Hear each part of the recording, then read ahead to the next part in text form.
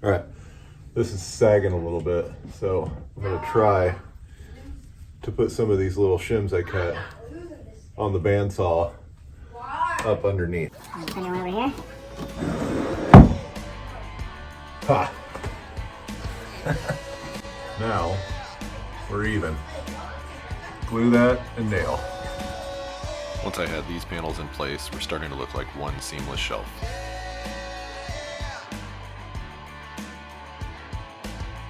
Once I got to the end, just like before, I hold my pieces up to the shelf, mark my cut lines so everything will fit perfectly.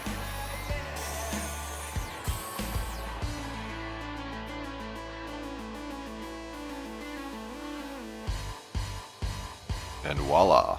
One shelf down, one to go.